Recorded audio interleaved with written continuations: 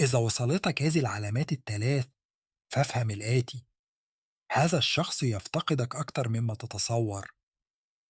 خذ نفسا عميقة، هدأ عقلك، دع العالم يبطأ للحظة، لأن ما ستقرأه الآن ليس مجرد رسالة، إنه مرآة للمشاعر الخفية التي يحملها أحدهم تجاهك.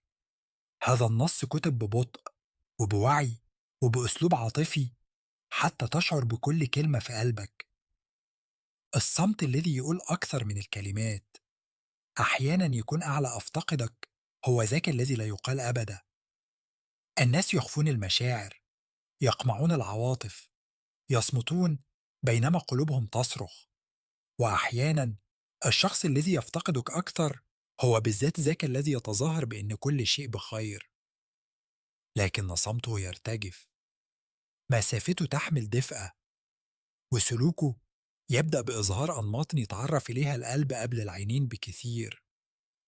اليوم هتفهم ثلاث علامات قوية وواضحة جدا، عندما تظهر في حياتك عليك أن تعرف الحقيقة. في مكان ما هناك شخص يفتقدك بعمق وبألم وفي صمت. العلامة الأولى: يشعر بغيابك أكثر مما شعر يوما بحضورك. هذه أعمق علامة روحانية وعاطفية. عندما يشتاق إليك شخص بصدق يكون واقع غيابك عليه أقوى من واقع حضورك. ربما لم تعودا تتحدثان، ربما انقطع بينكما التواصل، لكن فجأة يظهر ذكرك في كل مكان. يرون شيئا ما فيتذكرونك. تعزف أغنية وتظهر صورتك في أعينهم الداخلية. يذكر أحدهم اسمك فتتوقف قلوبهم لثانية. ليلا يفتحون هاتفهم ويتجهون مباشرة إلى محادثتكم. حتى لو لم يكتبوا لك فالقلب يعمل بطرق غريبة. عندما كنت موجودا في حياتهم ربما لم يدركوا قيمتك، لكن في اللحظة التي ياخدك فيها القدر بعيدا يفهمون كم كنت مرتبطا بأفكارهم اليومية. هذا مش مجرد اشتياق، إنه جاذبية عاطفية. طاقتك تجذبهم حتى من بعيد.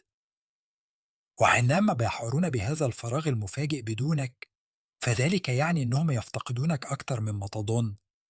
وأكتر ما يثير الدهشة إنهم يحاولون إخفاء ذلك حتى عن أنفسهم.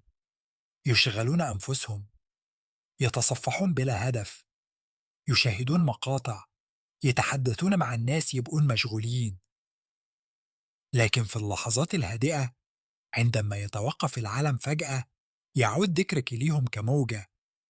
لا يستطيعون التحكم بذلك ولا يستطيعون إيقافه، لأن غيابك أصبح أعلى من حضورك يوما ما.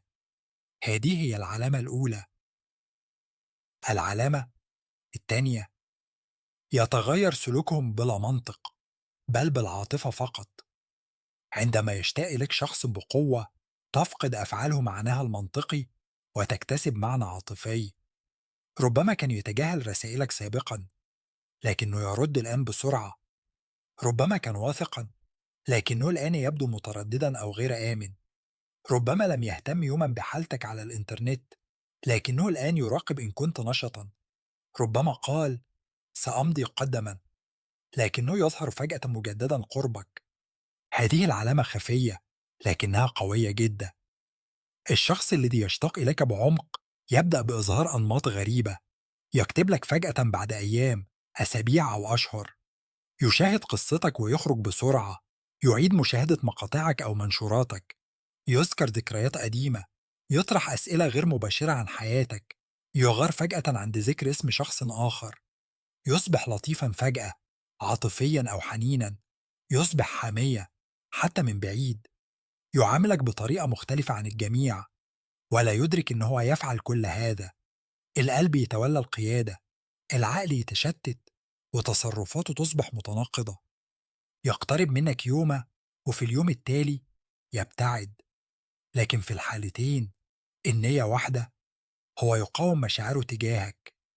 وهذه المعركة الداخلية لا تبدأ إلا لما يفتقدك أحدهم بصدق.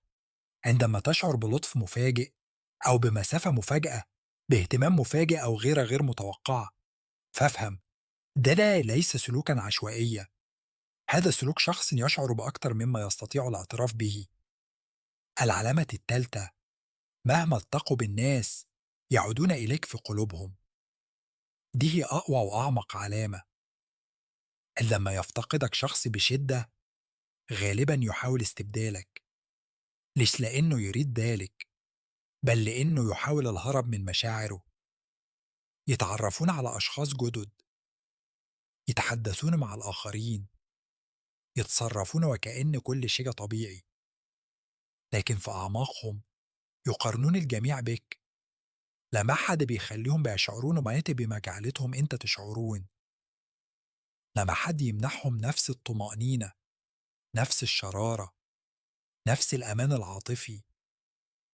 يضحكون مع الآخرين لكنهم لا بيشعرون بنفس الاتصال. يتحدثون مع الناس لكنهم لا يشعرون بأن حدا يفهمهم. ينشرون صورا تبدو سعيدة لكن قلوبهم تتألم بصمت. وخاصة في الليل يشتاقون إليك بأقوى شكل، لأن الليل يزيل كل الملهيات، يكشف ما أخفته القلوب طوال النهار. حينها يعود ذكرك إلى روحهم ببطء وبألم. يعيدون قراءة محادثاتكم القديمة، يتخيلون صوتك، يتذكرون ابتسامتك، يفكرون فيما حدث خطأ، ويتساءلون إن كنت أنت أيضا تفكر بهم. عندما يشتاق لك أحدهم بعمق تصبح جزءا من عالمه الداخلي، عالم لا يظهره لأي أحد. ده مش مجرد اشتياق، دي علاقة، دي بصمة عاطفية، دي رابطة على مستوى الروح. عندما لم يستطيع شخص نسيانك رغم المسافة، رغم الصمت، رغم الوقت، رغم العلاقات الجديدة، فهناك حقيقة واحدة: لم تكن مجرد شخص عادي في حياته، كنت تجربة لا يمكن محوها. ولهذا يفتقدونك. الحقيقة الأعمق: يفتقدونك لأنك لمست روحهم. ربما لم تنتبه، لكنك غيرتهم. حضورك ترك أثرا في قلوبهم. طريقتك، كلماتك، طاقتك، كلها خلقت شعورا في داخلهم لا يجدونه في أي مكان آخر. الناس لا يفتقدون الوجوه، الناس يفتقدون الشعور الذي أيقظه أحدهم في داخلهم. وأنت أيقظت حقا في هذا الشخص لا يستطيع أحد غيرك إيقاظه. لهذا يفتقدونك، لهذا يفكرون بك حتى الآن، ولهذا ذكراك ما زالت حية داخلهم. ربما تسأل نفسك: لكنهم لا يقولون شيئا. لكن تذكر، بعض الناس يشعرون بعمق لكنهم نادرا ما يتحدثون. بعضهم يحبون بصمت لكن بشدة. بعضهم يشتاقون بصوت عال لكن فقط داخل قلوبهم. وهذا الشخص ينتمي إلى هذا النوع تماما. رسالة الكون لك إنك تقرأ هذا الآن ليس صدفة. الكون يرسل رسائل معينة في لحظات معينة. ربما تشعر منذ أيام بانجذاب داخلي غير مفهوم. ربما تفكر باستمرار في شخص ما. ربما شعيت علامات، أحلام، مشاعر، أو تزامنات. ربما قلبك يشعر برابطة تحاول إنكارها، لكن الحقيقة بسيطة: روحك تعلم بأن هناك شخصا يفتقدك. واليوم يريد الكون منك أن تثق بهذا الشعور. مثل هذه الروابط لا تحدث كثيرة، ربما مرة وربما مرتين في العمر كله، لكن عندما تحدث تترك آثارا لا يستطيع حتى الزمن محوها. الرسالة الختامية: إذا وصلتك هذه العلامات الثلاث فلا تتجاهلها، لأن هناك شخصا ما يحتفظ بذكراك. شخص يعيد لحظاتكما المشتركة في ذهنه. شخص يشعر بألم غيابك. شخص يتمنى لو إن الأمور كانت مختلفة. شخص يفتقدك بشدة يخفيها عن العالم. ربما لا يتصل، ربما لا يكتب، ربما لا يعترف بشيء، لكن قلبه يتحدث لغة فهمها روحك منذ زمن. استمع لذلك الصوت. ثق بحدسك، لأن الاشتياق غالبا هو الخطوة الأولى للعودة. وهذه القصة قصتكما، ربما لم تنتهي بعد،